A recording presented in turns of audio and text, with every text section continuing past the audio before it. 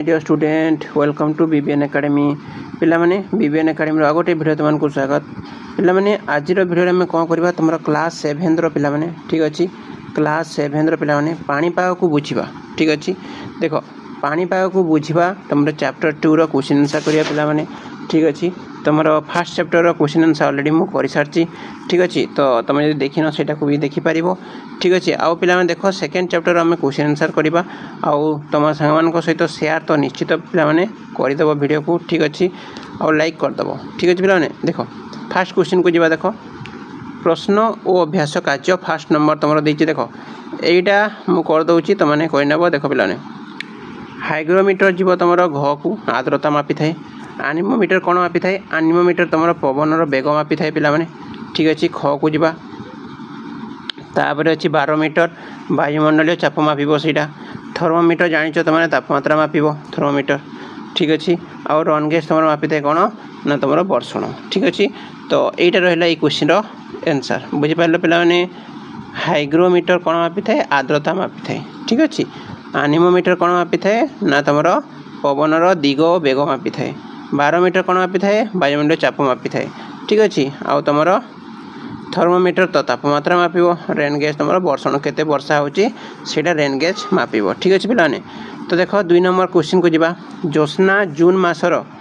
विद्यालय तरफ मुंबई परी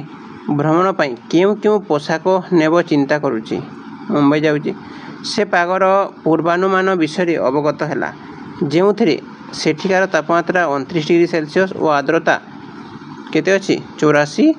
डिग्री अच्छी बोली जानला तुम्हें ताकू कि प्रकार पोशाक नेबा को परामर्श देव पिला माने देखो यार आंसर देखिबा देखो देखो एमती लिखिबा देखो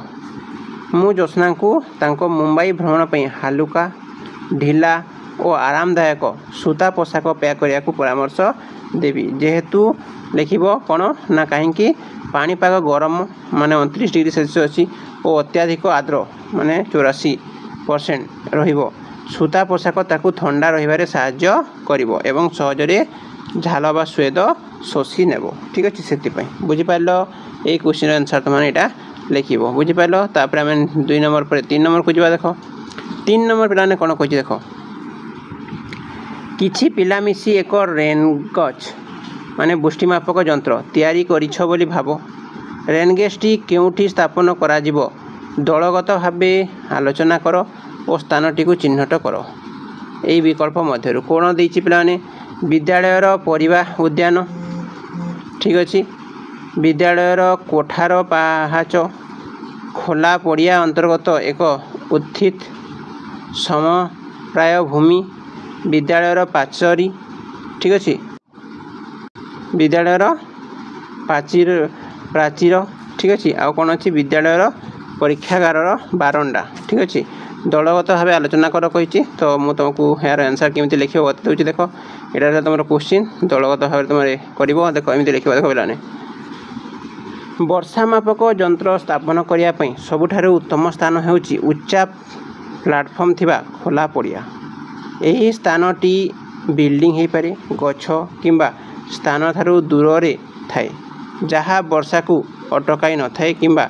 यंत्र भीतर को पानी छिटिकी पड़िया को दे न थाए यह निश्चित करे जे वर्षार माप सठिक अटे एवं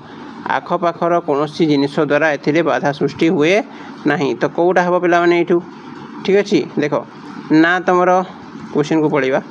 देख तुम ये भितर कौटा हम जान लो तो खोला पड़िया अंतर्गत एक उत्थित समप्राय भूमि को जापर ठीक अच्छे पहाड़टा हेनी परिवा उद्यान हेनी पाचेरी भी तुम हेनी बारंडा भी हेनी ठीक अच्छे तापर 4 नंबर को जा देख 4 नंबर देती पे मैंने निम्न रे भारतर पाणीपाग विभाग ऊर्ध्वत एक चार्ट प्रदान कराई 1-2-2024 लिख पाए प्रदत्त तथ्य आधार रे जम्मू काश्मीर विभिन्न प्रांतर पाग परिस्थिति संबंध में संक्षिप्त लेखाटी प्रस्तुत कर माने ताप व्यवधान सर्वाधिक सर्वनिम्न तापमात्रा आर्द्रता वर्षण ये सब को चर्चा करा जाइए देख पे यहाँ गोटे टेबुल देती तुमको देख श्रीनगर तुम तापर काजीगंड तापर तुम पहलगाम ठीक अच्छे कुपवारा कुके नाक गुलमार्ग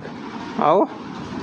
मुजाफरबाद ये तापमात्रा प्रकृत तापमात्रा देती स्वाभाविक एत व्यवधान एत रहा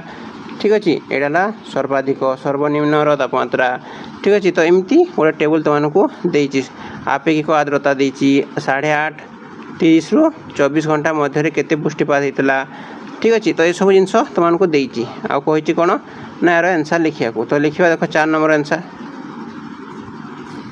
देख लिखा पे फेब्रुआरी 2024 जम्मू काश्मीर में प्रबल शीत अनुभूत होता जो सर्वाधिक तापमात्रा गुलमार्ग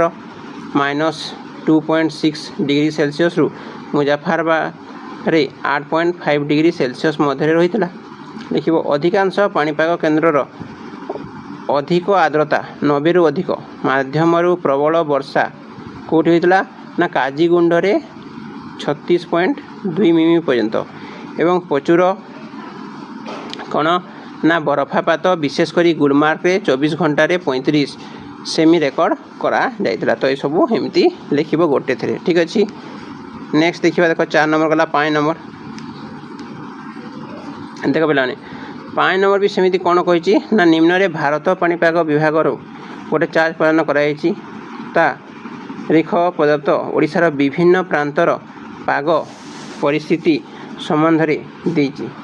तो तापर व्यवधान देख कौ जगार देची पे बहुटे देची भुवनेश्वर पारादीप बालेश्वर सम्बलपुर चांदबाली गोपालपुर पुरी झारसुगुड़ा केउझर आ हीराकुद सर्वाधिक तापमात्रा सर्वनिम्न तापमात्रा देची ठीक अच्छे तो आपेक्षिक आर्द्रता भी देची तो केमती लिख आंसर देख टिके लिख देख भारत पाणीपाग विभाग द्वारा एतकी लिख ठीक अच्छे प्रदत्त सारणी अनुसार ओडिशार विभिन्न प्रांतर पाणीपाग मुख्यतः सुखिला रहिबा सह तापमात्रा स्वाभाविक स्तर ठारू कम रही ठीक अच्छे राज्यर अधिकांश स्थान में सर्वाधिक और सर्वनिम्न तापमात्रा स्वाभाविक ठारू ह्रास पाई रेकर्ड कर तो लिखिबो जे जेते स्वाभाविक रहे ताठारू कौन रही ना कम रही जो थे हीराकुदर सर्वाधिक तापमात्रा स्वाभाविक ठारू कम हीराकुदर कम रही झारसुगुड़ार सर्वनिम्न तापमात्रा मध्य स्वाभाविक ठारू यथेष्ट कम रही -3.3 डिग्री सेल्सियस थिला केवल पारादीप रे सर्वाधिक तापमात्रा 0.7 डिग्री सेंटीग्रेड और सम्बलपुर रे सर्वनिम्न 0.1 डिग्री सेंटीग्रेड स्वाभाविक ठारू सामान्य अधिक रही वर्षा क्षेत्र में पाग संपूर्ण सुखिला थिला बेले केवल केउझर सामान्य आभास एवं सम्बलपुर में मात्र 0.1 मिमी वर्षा होता